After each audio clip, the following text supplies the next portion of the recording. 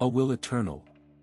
According to an ancient saying, time flying by is like catching a glimpse of a white colt flashing past a chink in a wall. That is exactly what happened for Bai Xiaochun. A month later, cold winds blew down the Heavenspan River and through the Spirit Stream Sect. All of a sudden, Bai Xiaochun realized that he had been in the sect for a year already. The past year had been chock full of one event after another. He had left the world of mortals to become a cultivator, elevated his cultivation base to the third level of qi condensation, and had resolved all the conflicts that cropped up due to him joining the ovens. Su Baokai never showed up at the ovens again, and when Bai Xiaochun left on supply runs and saw him from a distance, he would scurry away, clearly terrified. Despite all of that, however, after a month went by, Bai Xiaochun looked as anxious as ever, and was sighing constantly. He didn't talk to Big Fatty Zhang and the others about his concerns, he simply wallowed in his helplessness. 1 year of longevity, he thought, looking at a tree off in the distance, whose leaves had already begun to turn yellow and fall to the ground. I'm just like that tree, and those falling leaves are just like my one lost year of longevity. Having reached this point in his train of thought, Bai Xiaochun suddenly felt very sentimental. During the course of the past month, he had come up with countless ideas on how to restore the lost longevity, and yet, that white hair on his head remained as white as ever. He made some roundabout inquiries of Big Fatty Zhang, and learned that in the cultivation world, methods did indeed exist which could restore longevity. However, such methods were either well-kept secrets, or as easy to track down as a phoenix feather or a Qilin horn. Soon, he even lost interest in eating and drinking, and his face became wan and pallid. Eventually, he decided that he had no choice but to give up and accept the fact that he had lost the longevity. However, the following day when he went out on an oven supply run, he happened to catch sight of an enormous stone stele below the third peak, and all of a sudden, he started to pant. On the south bank of the Spirit Stream Sect, all of the mountain peaks had stone steles like this one. It was covered with dense script, lines and lines of writing that glittered with bright light. Occasionally, the lines of script would flow like water as old characters were replaced by new ones. That stone stele was where missions were handed out by the Spirit Stream Sect. Anyone in the sect who wanted to could accomplish the missions to earn the spirit stones necessary for cultivation, as well as merit points. The merit points could be used to pay admission fees to scripture sermons or the magical arts pavilion. They could also be used to gain access to all sorts of special places in the sect set aside for certain aspects of cultivation. Virtually everything in the sect could be acquired with merit points, and they were actually viewed as more valuable than spirit stones. At the moment, quite a few outer sect disciples were gathered around the third peak's mission stele, staring at the missions. When one of them selected a mission to take, they would respectfully notify the middle-aged cultivator sitting cross-legged beneath the stele. There were even some servants mingling with the outer sect disciples. The servants wore their uniforms, and the outer sect disciples wore green robes embroidered with cloud and river designs, making it very easy to tell who was who. There were certain missions that only inner sect disciples could accept, but missions like that wouldn't show up on this particular stone stele. The missions here could be accepted by outer sect disciples and servants alike. Many ambitious servants viewed this place as their first step in becoming like that fish which leaped over the dragon gate, achieving a meteoric rise. Bai Xiaochun stood there for the time it takes an incense stick to burn, face grim as he stared at one particular line of script in the middle of the stone stele. Eventually, a look of hesitation appeared in his eyes. Age-Prolonging Longevity-Enhancing Pill. He murmured. I never imagined that this stone stele would offer a medicinal pill like that as a reward. From the name alone, you can tell that the pill probably increases longevity. After a bit of thought, he approached the middle-aged cultivator. When the outer sect disciples sensed Bai Xiaochun approaching, they completely ignored him. Considering their status, they didn't care at all about servants, who they viewed as beneath them. Bai Xiaochun waited until the crowd around the middle-aged cultivator thinned a bit, then, looking as charming and innocent as possible, clasped hands and bowed in greeting. "Good afternoon, elder brother," he said. The middle-aged cultivator looked Bai Xiaochun up and down, then nodded slightly. The problem of his own longevity swirled in Bai Xiaochun's mind as he asked, "Elder brother, one of the missions is to go search for some medicinal plants. The reward is an age-prolonging longevity-enhancing pill. Might I ask whether or not that pill is useful for extending longevity?" Age-prolonging longevity-enhancing pill. Yeah, it's this mission right here. That pill really can prolong your age and enhance your longevity. In fact, it adds a whole year. However, it has a lot of limitations. It can only be used if you're at the 5th level of qi condensation or lower, and can only be consumed once. If you take the pill more than one time, it simply won't do anything. You could say that it's valuable, but unfortunately, 1 year of longevity doesn't really count for much. Seeing how charming and innocent Bai Xiaochun looked, the middle-aged cultivator decided to add a bit more information. Generally speaking, this is a pill that disciples will give to their mortal family members who are reaching the ends of their lives.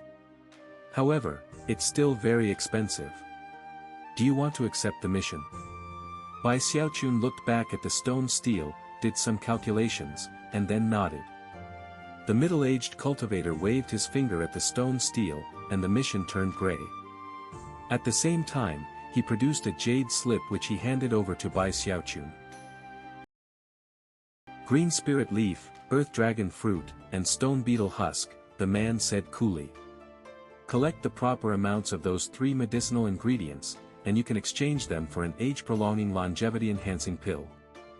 After that, he paid no further heed to Bai Xiaochun, and instead turned and began to explain other missions to the nearby outer sect disciples. Bai Xiaochun left, clutching the jade slip in his hands, the term age-prolonging longevity-enhancing pill echoing about in his mind. His eyes began to glow with decisiveness. I'm definitely going to get that medicinal pill and make up for the 1 year of longevity I lost. Bursting with determination, he hurried to the 4C's room, where he pored over the information available to servants. He soon found an introduction to Greenspirit leaf, a type of medicinal plant that only grew in habitats occupied by Hopespirit birds. Hopespirit birds lived in large colonies, and usually grew to the 2nd level of qi condensation, making the Greenspirit leaf difficult to harvest. As a result, it tended to be expensive. Unfortunately, there was no record in the 4C's room of the earth dragon fruit or the stone beetle husk. Bai Xiaochun patted his bag, smiled bitterly, and left. After returning to the ovens, he asked Big Fatty Zhang and the others about them. Nobody had ever heard of earth dragon fruit, but Third Fatty Hay knew about stone beetle husk. Apparently, it was nothing more than the molted exoskeleton of a type of spirit bug called a stone beetle. Supposedly, those exoskeletons were extremely tough and heavy, but were uncommon on the south shore. However, they were common on the north shore, a result of the fact that most of the techniques they cultivated there were shamanic magics.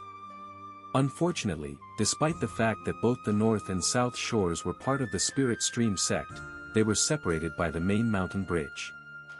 Furthermore, only inner sect disciples qualified to be able to cross that mountain bridge to get from one shore to the other. What are you asking about these medicinal ingredients for? Big Fatty Zhang asked, patting his stomach. You can't eat them, you know. Besides, if you try to buy them at the South Bank market, the prices are ridiculously high. When Bai Xiaochun heard the word market mentioned, his eyes suddenly lit up. After offering a quick explanation, he hurried down the mountain. In the year he had been a part of the ovens, he had only been out of the sect on a few occasions, and yet, was very familiar with the market outside of the sect.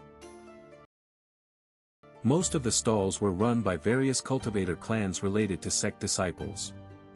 There were even some establishments that were owned by disciples, and catered specifically to other disciples. Gradually, a set of unspoken rules had come to be established that everyone abided by.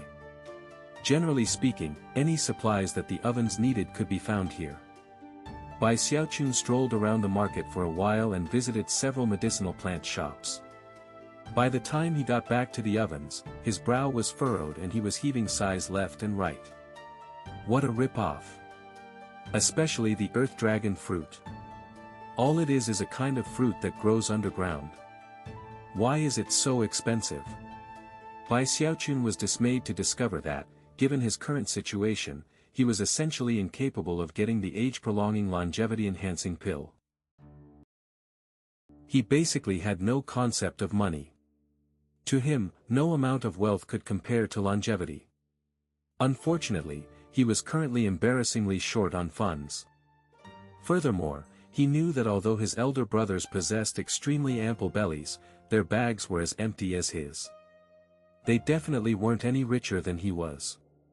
Although nobody would go to the trouble of calling them to task for eating a bit of the food from the oven supplies, if they tried to sell that food, the Supervisors Department would definitely catch on, and would not be happy. After thinking about the matter from numerous angles, Bai Xiaochun couldn't come up with any ideas for how to make some money, other than to sell some spirit-enhanced items. However, that didn't quite seem like the appropriate thing to do. He continued to ponder the matter for a few more days. On one particular morning, he was sitting cross-legged in his hut practicing cultivation when he heard the sound of bells echoing out through the sect. The sound wasn't very loud, and quickly faded away. Bai Xiaochun slowly opened his eyes. He wasn't surprised by the tolling of the bells. In fact, they rang out every month. He had learned from Big Fatty Zhang that the bells indicated that a trial by fire was beginning for servants. Whoever succeeded would be given a spot as an outer sect disciple. For those extremely ambitious servants who wanted to become outer sect disciples, the first step to becoming the fish who leaped over the dragon gate was to reach the third level of chi condensation. Then they could select one of the trials by fire. The trials by fire were nothing more than a path of stone steps that led to the top of the mountain peak. However, that path was imbued with magical power, making each step extremely arduous. Anyone who managed to make it to the top would be qualified to become an outer sect disciple. Unfortunately, spots in the outer sect were limited, so only the first 3 competitors to the top, the best of the best, would be able to get in. After all, there were many servants in the Spirit Stream Sect. There were thousands and thousands on the South Bank alone.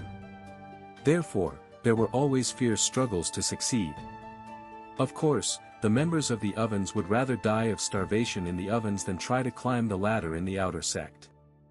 Therefore, on this particular day every month, they turned their noses up at all the hustle and bustle. Bai Xiaochun closed his eyes. However, a moment later, they snapped open, and a strange expression could be seen therein. Then, they began to glitter with excitement as a new idea formed in his head. He shot to his feet and began to pace back and forth inside his hut. After considering this idea for quite some time, a delighted expression appeared on his face. "This is the ticket," he exclaimed. Then he pushed his door open and cried out to Big Fatty Zhang and the others, who were currently debating about which unlucky servant would be promoted to be an outer sect disciple. "Elder brothers, I've figured out how to get rich, but I need your help. Then, we can all get rich together." He licked his lips and looked at Big Fatty Zhang and the others, eyes gleaming. Big Fatty Zhang was familiar with this expression. It was the same look Bai Xiaochun had on his face when he brought up the idea of making the bottoms of the bowls thicker. Considering how much that idea had benefited the ovens, Big Fatty Zhang couldn't wait to hear Bai Xiaochun's idea. "Ninth Fatty, what's your plan?" "To tell you the truth, we're all completely destitute, and it's all the fault of that damned Supervisors Department. If it weren't for them, we could sell some of our stuff and get totally rich." Big Fatty Zhang clapped Bai Xiaochun on the shoulder, eyes shining with anticipation.